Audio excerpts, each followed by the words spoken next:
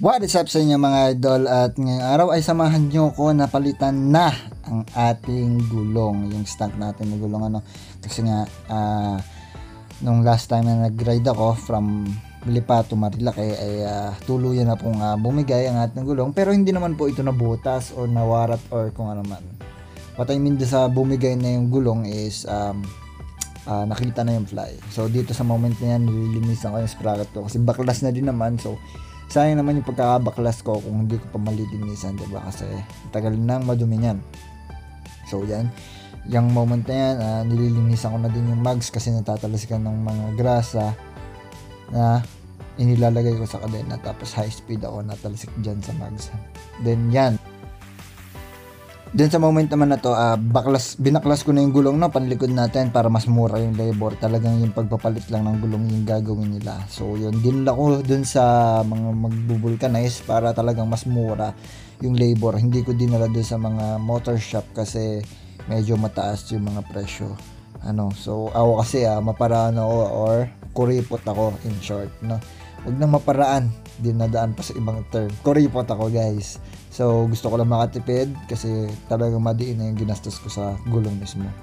And dito naman sa moment na to, dyan kinakabit ko na yung gulong.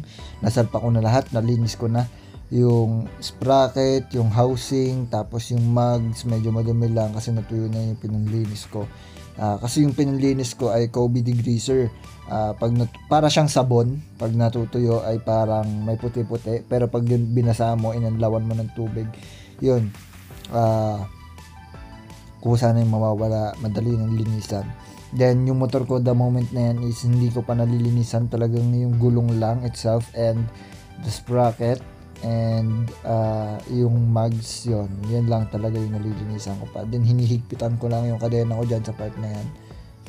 And as you can see, guys, umangat na yung kadena, nahigpitan ko na, then hinihigpitan ko na lang yung pinaka last nut para mag-lock na yung mga pinaggagawa ko sa motor ko kasi sirani ko ako, no. So yan, hinihigpitan ko na yan sa part na yan para talagang mag-lock na, so yan na, tinatapos ko na lang. Then sa last clip ay ipapakita ko sa inyo kung yung final na itsura ng motor ko. Yun, smooth na siya.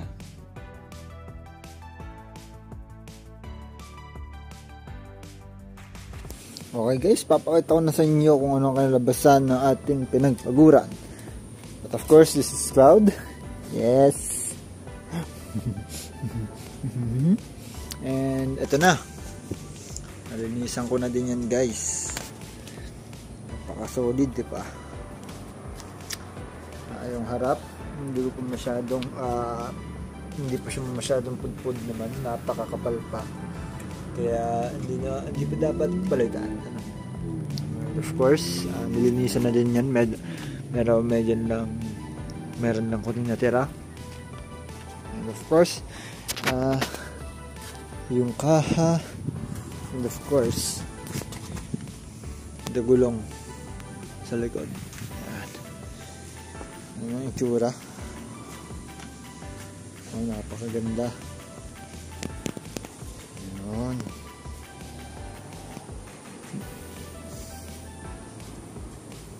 I-testing ko na din siya. Medyo naging komportable na ako.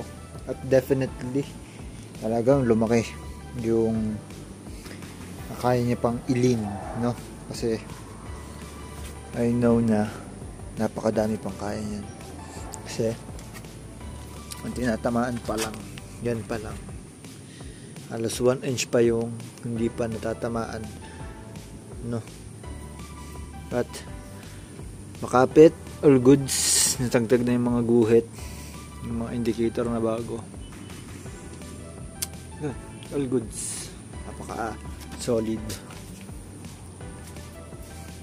Yan siya. Damn.